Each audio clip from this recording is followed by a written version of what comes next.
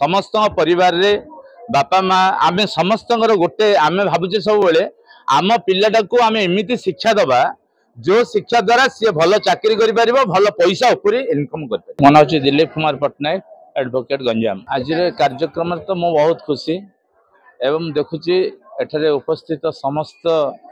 जनसाधारण बहुत उत्सव मुखरित अच्छा कारण वेद हूँ आमर प्राण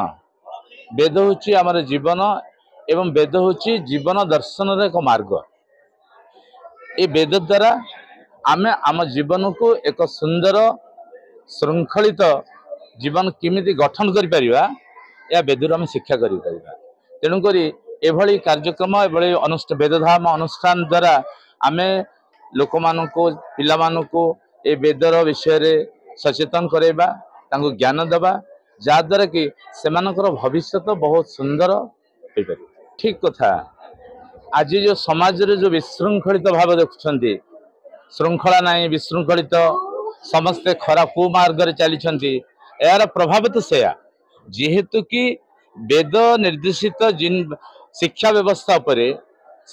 आमे ध्यान देने एवं ताठू दूरे जाइचे एवं जो वेस्टर्न कल्चर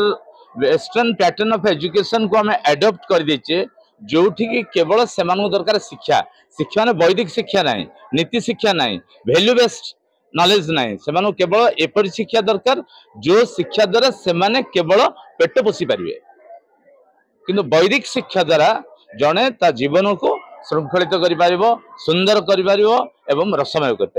तेणुक वेद शिक्षार नितांत भाव आवश्यकता रही है। केवल अज्ञानतार कारण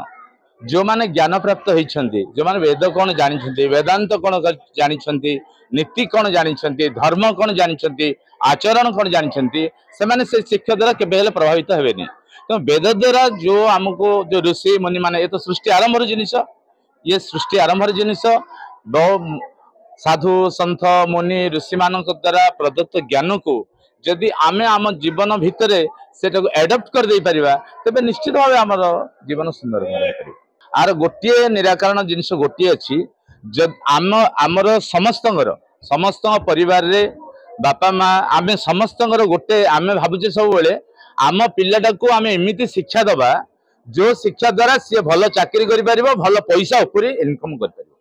ए धारणा नहीं कि आमे आम पिला को शिक्षा भीतर को छाड़ुचे जो दिन आमे माने चिंता करिबा मोर पैसा दरकार नहीं मु जो कर्म करी भगवान मो भाग्य जहाँ रखिंट मु जो कर्म करी जहाँ अर्थ पाइबी ता द्वारा श्रृंखलित जीवन यापन करी मते कौन सी अन्याय भाव में अर्थर आवश्यकता नहीं से दिन आमे ए रास्ता द्वारा प्रभावित हवा किंतु वर्तमान समाज रे कौन देखा जाइए आमे समस्ते चाहूचे मो पिलाटा को पाठ पढ़िबो जो पाठरे भल उपरी अच्छी भल पैसा दुर्नीति उपर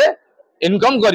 तेणुक आमे पिला मानकु से रास्ता छाड़ुचे तेणुक वेदांत दर्शन भितर आमे दूरी जाइए तेणुक वर्तमान इम्पोर्टेंट कथा है आमे पिला मानकु एभली शिक्षा देवा पड़िबो धर्म भित्तिक नीति भित्तिक एवं शास्त्र भित्तिक जदि ज्ञान आमे दे परिबा तेबे आमे मनुष्य मानविकता आम पाखे रहिबो। शिक्षा जड़े अधिका पाठ पढ़ीदेले जे बड़ चाकरी कले से मानविकता रहिबो माने ना जे मानविकता कार्य कले मानविकता गुण जदि तुम भितर उपलब्धि हो पारा तेबे से शिक्षाटा होची प्रॉपर शिक्षा।